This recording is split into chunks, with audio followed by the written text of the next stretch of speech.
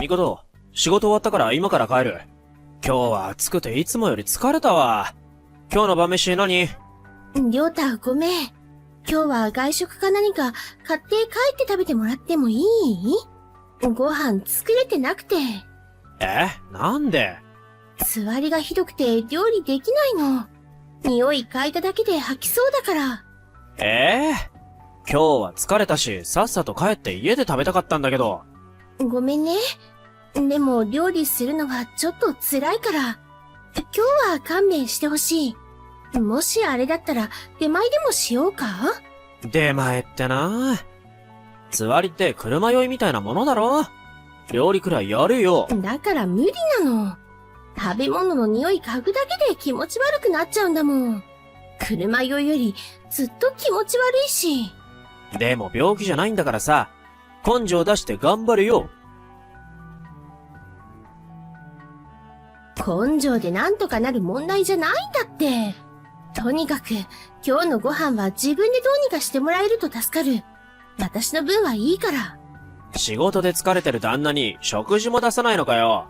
つわりも我慢できないなんて先が思いやられるな。我慢とかそういうことじゃないから。本当に辛いんだよ。そんなことで出産できるのか？俺の母親もつわりあったらしいけど、我慢できるレベルだったって聞いてるけど、お前忍耐力なさすぎじゃね？母さんを見習えよ。妊娠の症状は個人差があるの。私はつわりが重い方みたいだし、出産の痛みすら個人差があるんだからね。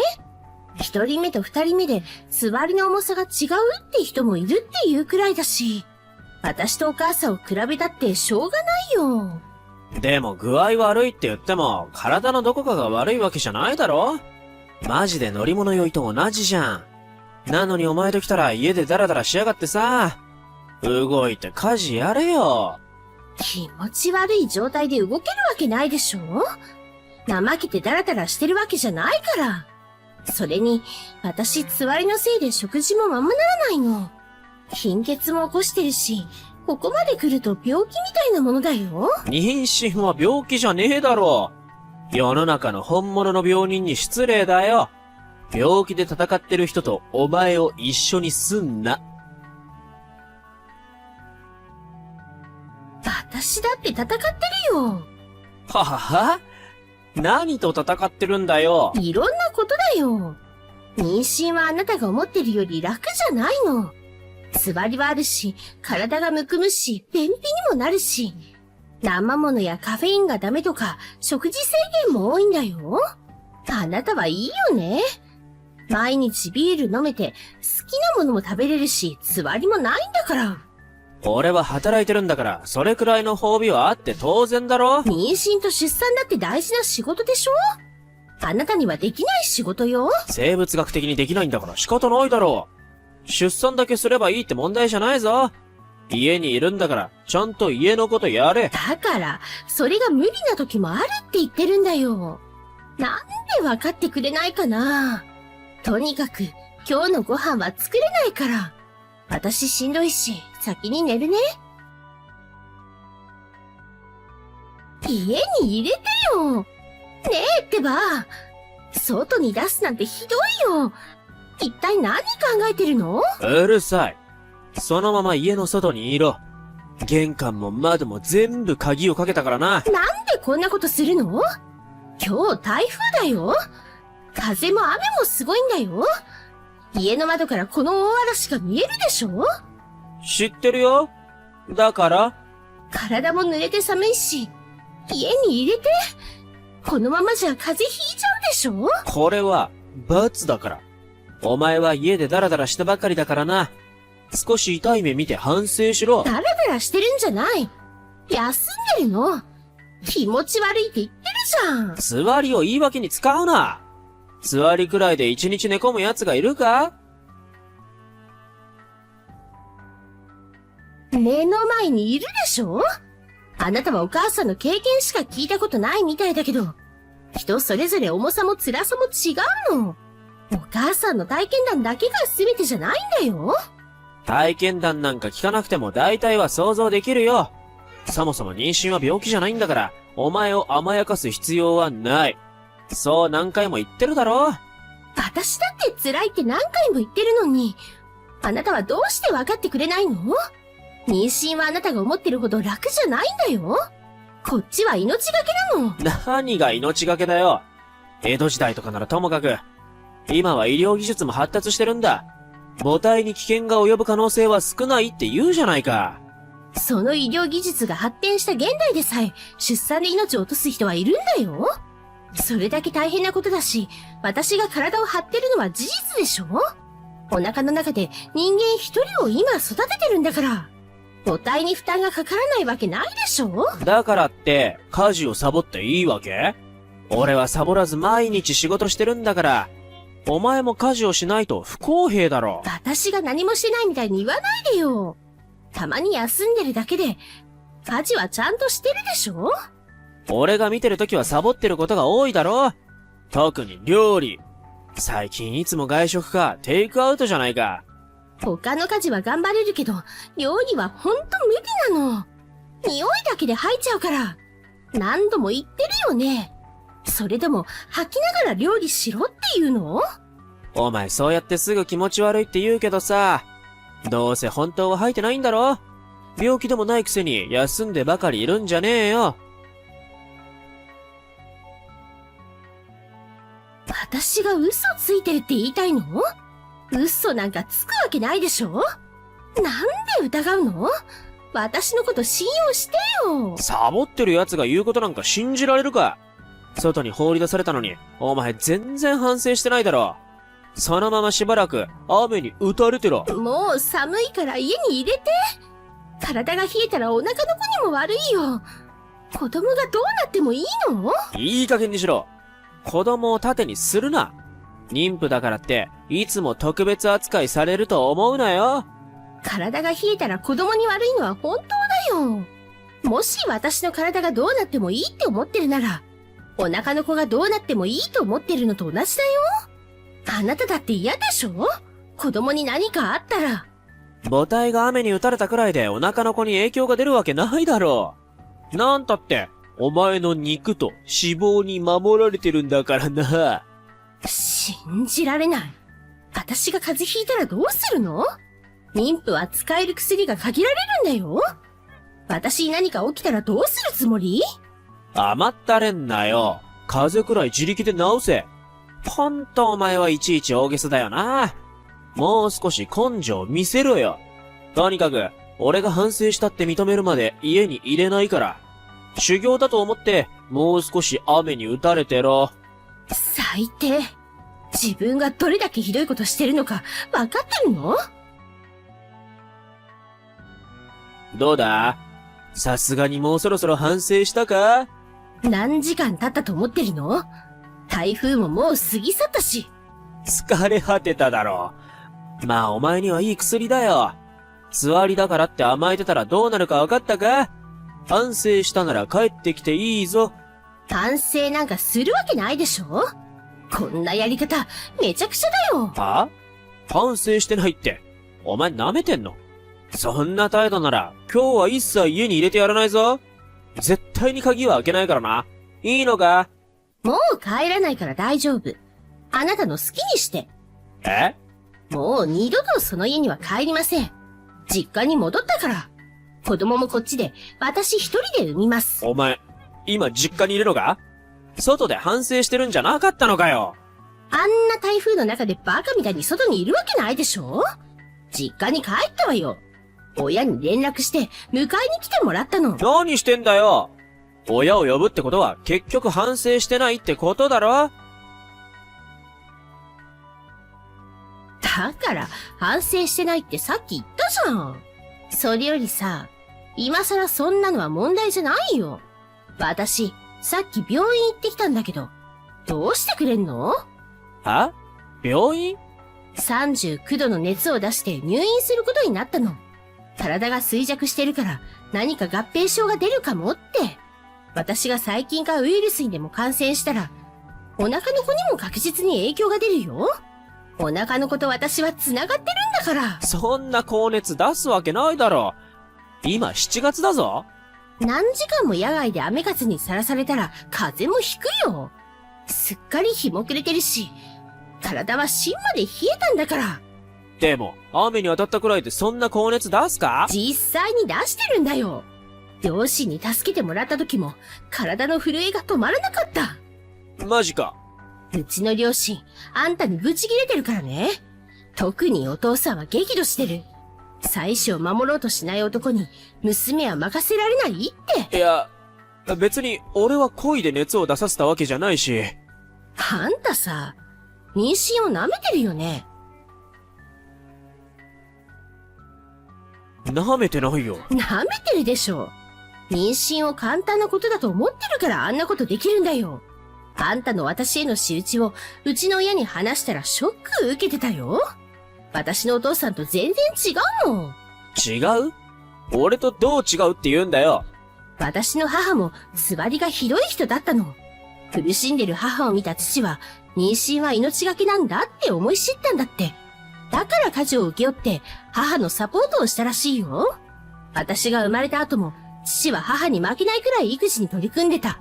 つわりに苦しむ妻に向かってサボってるなんて絶対に言わなかった。それはお前の父親が嫁を甘やかしてたからだろ？気持ち悪くて寝込んでる人を休ませてあげることが甘やかしてるっていうの？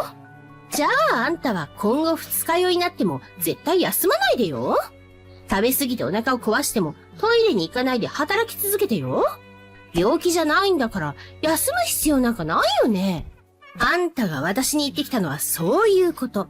わかる？それとつわりでは苦しみの度合いが違うだろう。なんで勝手に私のつわりの苦しみが小さいって決めつけてるのよ。こっちはつわりがひどすぎて貧血になってるって言ってるでしょ？つわりで体重が減っててもっと体重増やせって医者から言われてるのよ。私の体調不良が数字で現れてるのに、それでも私が嘘ついてるっていうの？つわりがひどくて入院する妊婦だっているくらいなのよ。は？たかがつわりで入院なんかするのか？当たり前でしょ？つわりが続くと脱水症状になるし、重症化すると内臓の機能不全にもなるの。私もこのままの状態が続くと入院になるって医者から言われてた。そんな中、あんたは私を外に放り出したんだよ。そんなの俺知らなかったし、ちょっとお仕置きのつもりだっただけだ。夫婦だったらこんなことくらいあるだろう。ただでさえ弱ってたところに、数時間も雨風に打たれて、それがとどめになったんだよ。つわりのせいでボロボロだった私の体が耐えられると思う？あれがちょっとしたお仕置き？あんた、想像力が足りなさすぎるんじゃない？そこまで大変な状態だと思わなくて。妊娠中の症状には個人差があるって何回も話したよね。その上で私は辛いって何度も訴えた。なのに一切聞き入れてくれなかったよね。都合よくお母さんの話を基準にして私は嘘つきだ、甘えだって。あんたにとって私は母親以下の存在だってよくわかったから。違うよ。そんなつもりじゃなかった。外に出したのも7月だから寒くないと思ったからだし、まさかそんな高熱を出すとは思わなかったんだ。そもそも季節関係なく人にこんなことするなんて人間としてありえない。ましてや私は妊娠中だよ。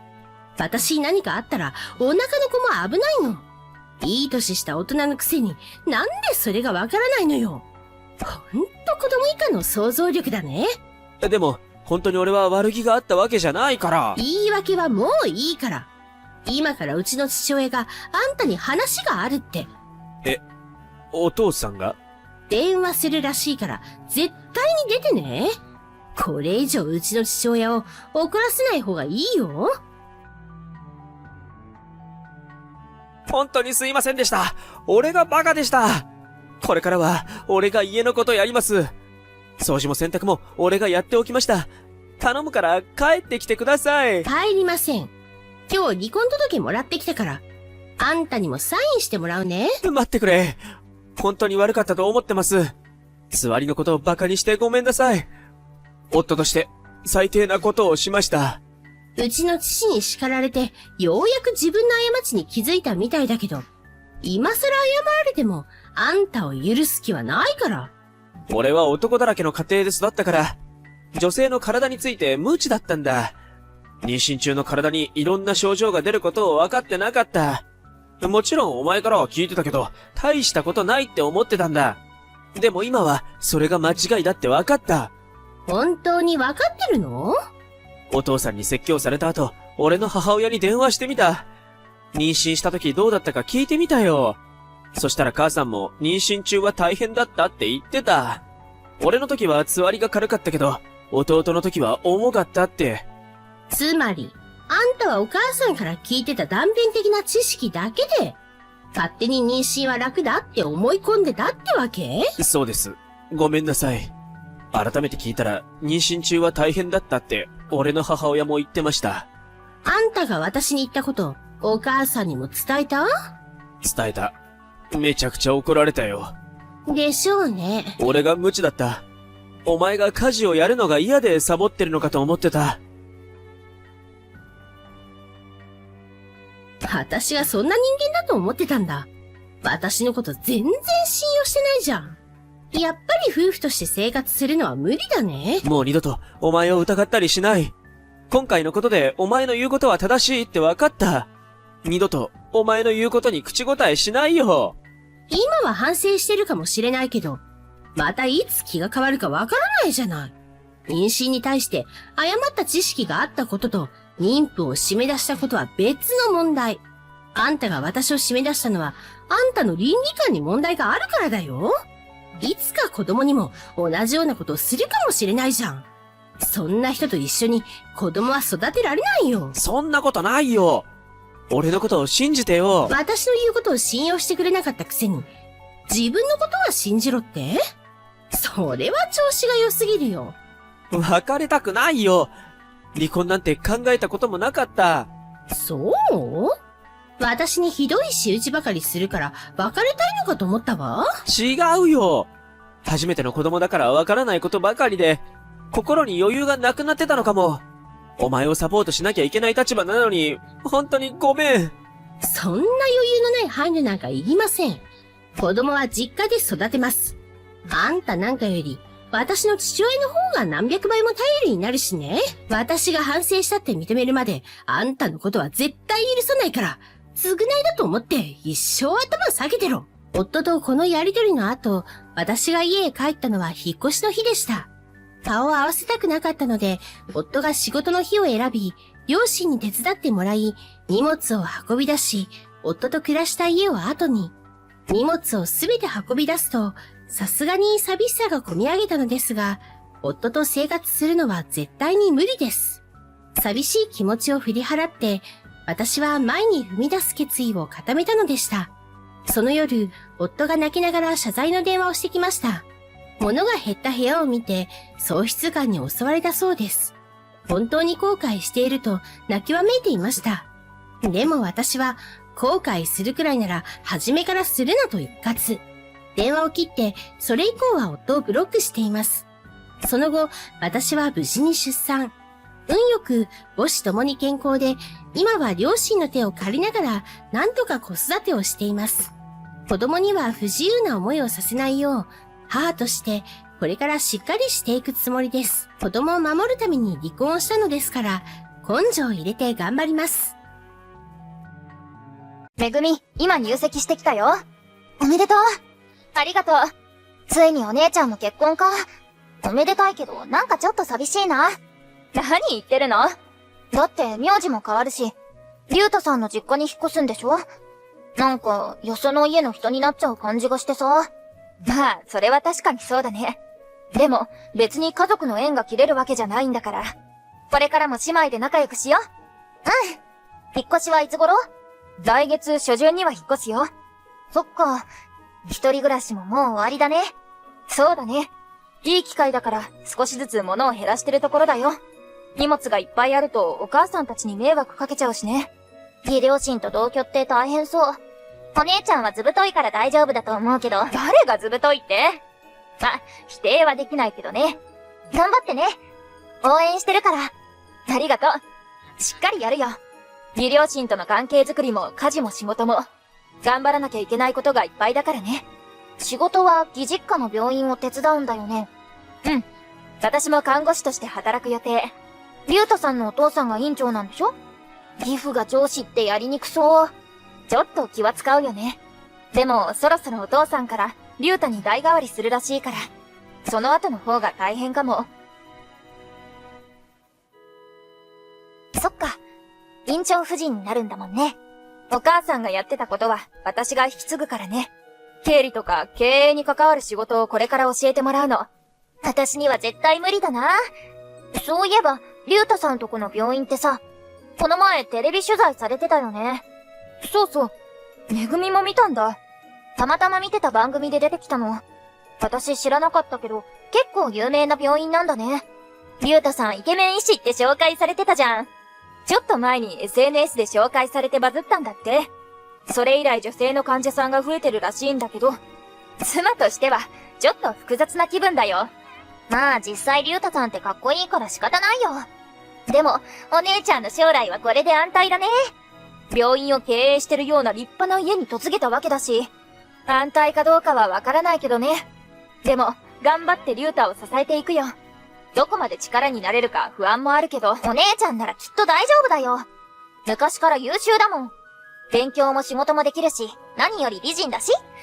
きっとこれから男の患者さんもいっぱい来るよ。あんたは私の機嫌の取り方がうまいよね。何も買ってあげないわよ。本心で言ってるんだけどな。あ、リュウタさんも今一緒にいるんだよね。いるよ。じゃあ、リュウタさんに伝えておいて。大事なお姉ちゃんのことお願いしますって。直接言いなよ。今変わるから。ちょっと待って。リュウタです。こんにちは、めぐみちゃん。あ、リュウタさん。入籍おめでとうございます。ありがとう。めぐみちゃんとも兄弟になるし、これからよろしくね。こちらこそよろしくお願いします。あと、姉のことも末永くお願いいたします。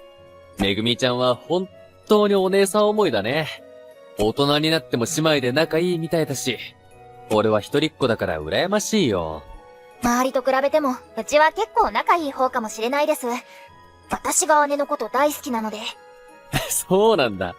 あゆみは優しいお姉さんだった？はい。私、子供の頃、男の子によく意地悪されてたんですけど、いつも姉が助けてくれたんですよ。あゆみらしいな。正義感が強いし、弱い者いじめとか嫌いだもんね。そうなんですよ。私をかばったせいで、男の子たちに姉が仕返しされたりもしたのに、気にするなって言って、いつも守ってくれたし。それは頼もしいね。俺もあゆみのそういうところ好きだな。そう言ってくれて嬉しいです。でも、姉は人のために自分を犠牲にして頑張りすぎちゃうことも結構あるので。めぐみちゃんは嫁いでいくあゆみのことが心配なんだね。そうですね。もちろん、リュウタさんは優しいし、無用な心配だってことは分かってるんですけど。それでも心配にはなる気持ちはわかるよ。でも、約束するから。お姉さんを必ず幸せにするって。ありがとうございます。リュウタさんになら安心して姉を託せます。姉のことをどうかよろしくお願いします。こんにちは、リュウタさん。お盆って病院は休みですよね。うちの親戚みんなでキャンプに行く予定なんですけど、お姉ちゃんとリュウタさんも一緒に行きませんか？こんにちは、めぐみちゃん。お誘いありがとう。でも、俺たちは行けないかな。お盆明けに学会があって、それまでは準備で忙しくてさ。ごめんね。そうなんですか。お盆まで大変ですね。患者さんのためだからね。医者の宿命ってやつかな。お姉ちゃんも忙しいんですか？最近連絡が取れなくて心配してたんです。うちの両親にもあまり連絡してないみたいで。そうなんだ。それは悪かったね。多分最近忙しいせいで連絡を忘れてるんだと思う。何かありました？実は同居してるうちの祖父が体調を崩しちゃって、ちょっと介護が必要な状態なんだよ。それで、あゆみには祖父の介護をしてもらってるんだけど、そのせいでちょっと忙しいんだよ。お姉ちゃん、今は病院の仕事はやってないんですか？やってるよ。病院と祖父のいる自宅を行き来しながら、介護と仕事を両方こなしてる。よくやってくれてるよ。そんな大変な時だったんですね。のんきにキャンプなんか誘っちゃってすみません。おじいさんは大丈夫ですか？大丈夫だよ。ただ足腰が弱くなって自力で歩くのは難しいんだ。だからあゆみに世話してもらってるんだけど、負担をかけすぎちゃって申し訳ないよ。でも俺たちも忙しいからなかなか手伝えなくて。お医者様のお仕事って大変ですもんね。そうだね。どこも人手不足だから余裕はないよ。そうですか。じゃあしばらくはお姉ちゃんも忙しいですね。そうだな。本当にごめんね。いえ、何かあったわけじゃなかったみたいで、安心しましたから。心配かけてごめん。なんとかしてあゆみの負担を減らそうとはしてるんだけど、でもスタッフが辞めて病院が人手不足になっちゃってね。俺と両親も頑張ってるんだけど、どうしてもあゆみに頼るしかなくてさ。ご家族みんな忙しいんですね。そうなんだよ。正直寝る暇も確保できないくらい忙しいんだ。でもたまにはご家族に連絡しなってあゆみには伝えておくよ。連絡がないとご家族は心配だよな。気を使ってもらってすみません。でも、無理はしなくていいので、手が空いた時にでもって伝えておいてくれますか？ゆうたさんもお仕事頑張ってください。ありがとう。じゃあ、あゆみには話しておくから。仕事があるからまたね。お姉ちゃん、今日隣町のモールにいたよね。え、なんで知ってるの？やっぱりお姉ちゃんだったんだ。私も今日出かけてて見かけたんだよ。めぐみもモールにいたの。うん。それでお姉ちゃんに似た人がいたから、もしかしてって思って。マスクしてたから分かりづらかったけど。ずいぶん痩せてたね。そうかな。ちょっと疲れてたからそう見えたのかも。そんなレベルじゃなかったよ。それにさ、なんだったのあれ。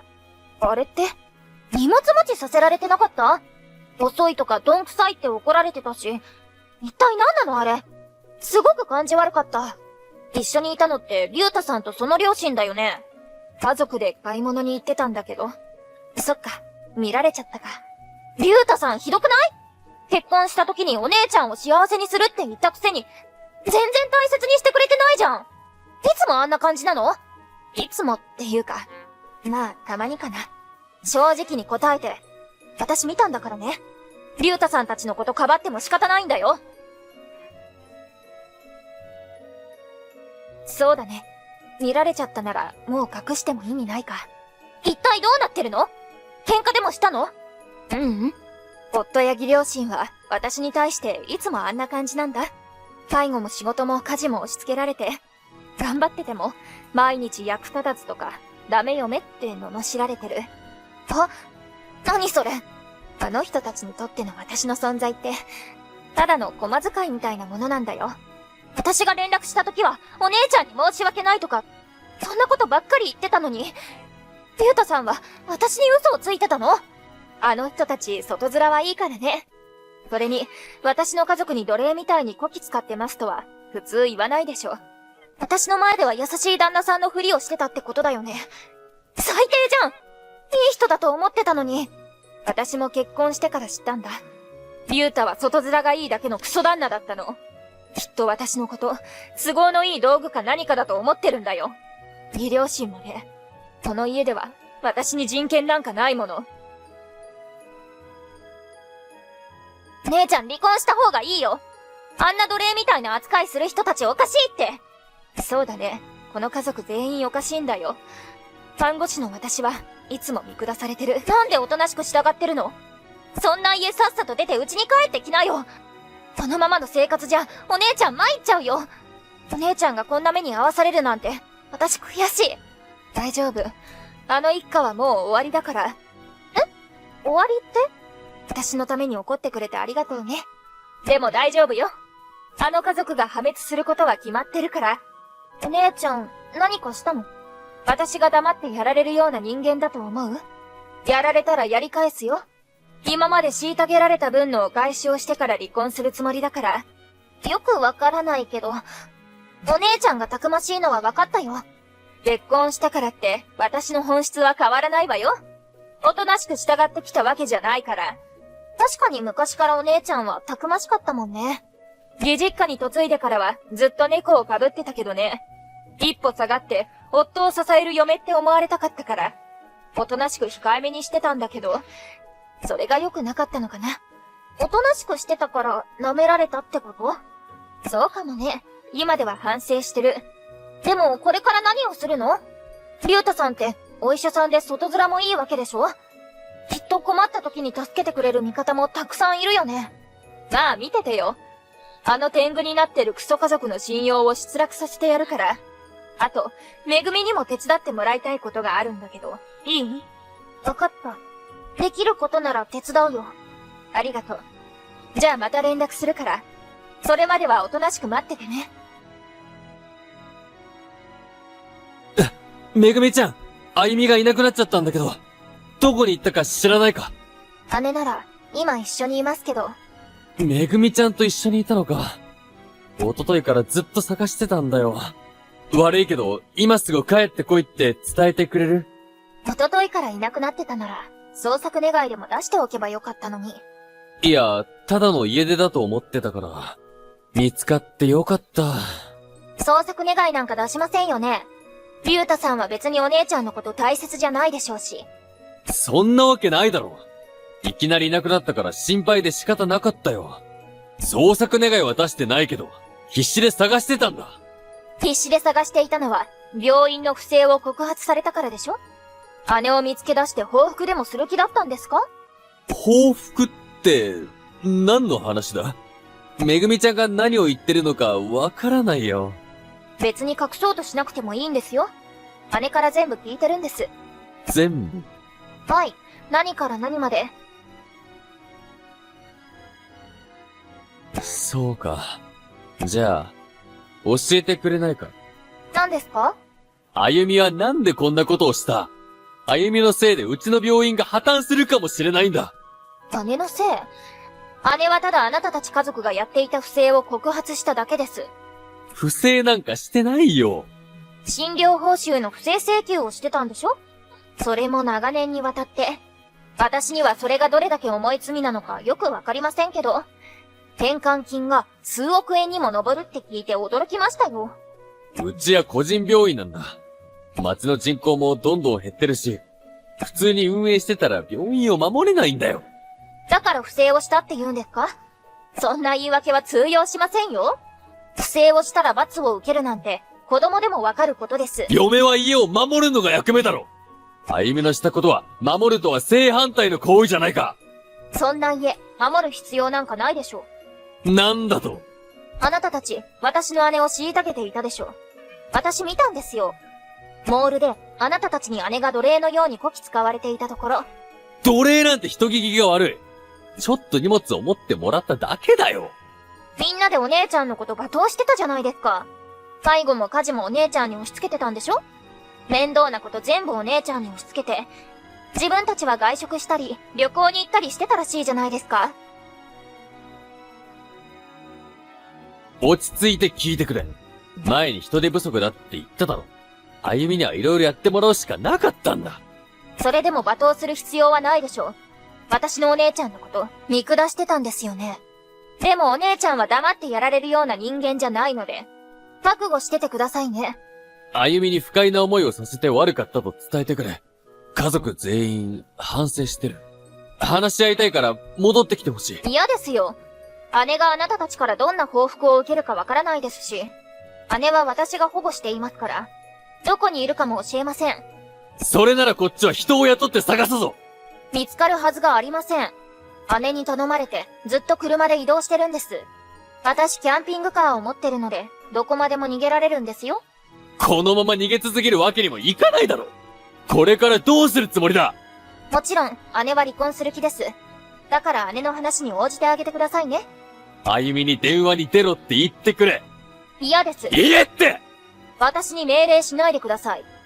姉にひどいことしてきたクズ夫の言うことを聞く義理はありません。誰がクズ夫だ？俺はエリートで、うちは医者の家系なんだぞ。そこら辺の庶民とは違うんだ。今はただの犯罪者一家ですけどね。あなたたちの評判もそのうち終わりですよ。病院も潰れるでしょうね。俺の父親が開業して、親子2代で守ってきた病院だぞ。こんなところで潰してたまるか。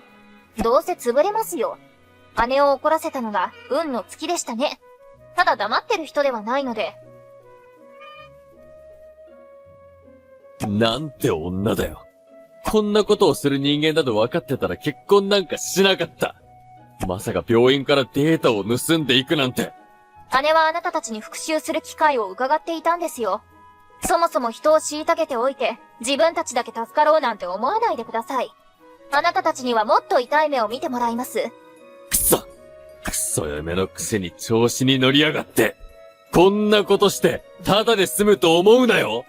ただで済まないのはそちらの方では？調子に乗って人のことを見下してるからこんなことになるんですよ。姉のことは幸せにできなかったんですから、あなたたちもしっかり苦しんでくださいね。